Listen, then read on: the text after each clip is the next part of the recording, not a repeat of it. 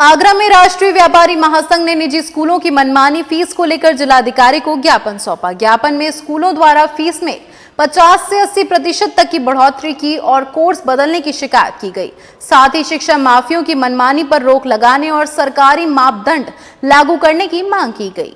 निजी स्कूलों व कॉलेजों में बच्चों की फीस 50-80% तक बढ़ोतरी की जा रही है। हर साल कोर्स भी विद्यालयों द्वारा शिक्षा माफिया से ही लेना अनिवार्य कर दिया गया है, जिससे वे किताबें कॉपियां का मूल्य अपनी मनमानी रेट पर दे रहे हैं। कक्षा 6 से 7 के स्कूल की किताबें भी 5 से 8 हजार तक आ रही हैं। दूसरी बात यह हर साल बदलते कोर्स से पुरानी किताब पिछली कक्षा के छात्रों के भी काम नहीं आ रही है। प्रवेश शुल्क यूनिफॉर्म के नाम पर भी उगाई की जा रही है। निवेदन है प्रवेश शुल्क पर फीस पर किताब कॉपी पर छात्र छात्राओं को चित्र दर पर उपलब्ध कराई जाए। सरकारी महापदंडों के अनुसार ही इन शिक्षा माफिया पर लगाम लगाए जाए। आज हमने जिलाधिकारी जी को ज्ञापन दिया है, जिसका मुख्य जो विषय था वो ये था कि किस प्रकार से प्राइवेट स्कूल्स में किताबों के लिए मनमानी राशि ली जा रही है।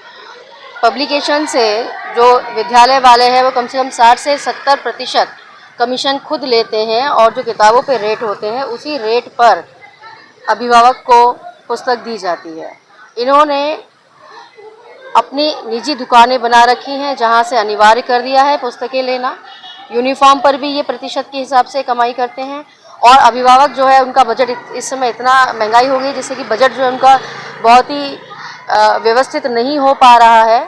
कि जिस तरीके से आज के समय में हम लोगों ने पहले सुना होता था भूमाफिया, और आज इस देश के अंदर शिक्षा माफिया भी उत्पन्न हो गए हैं। शिक्षा माफिया इस वजह से उत्पन्न हो गए हैं कि आप जो बच्चों को जो हम लोग पढ़ाते हैं, फीस देते हैं, उन लोगों ने जो क्या किया है कि जो सारी जो किताब कॉपियों की है जो लिस्ट है वो उन्होंने अपने प्राइवेट जो ठेकेदार हैं, जो दुकानदार हैं, उन्होंने यहाँ से वो लेना अनिवार्य कर दिया है, जिससे वो अतिरिक्त रेट पर किताब कॉपी दे रहे हैं।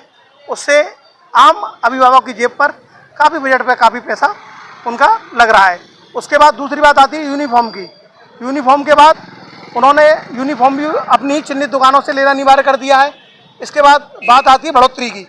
उन्होंने हर बार उसको पैसे हर साल के अंदर ये पैसे 30 से लेकर 50%, 60% तक ये बढ़ा रहे हैं। उसके बाद भी इनका आम शोषण नहीं रुक रहा है।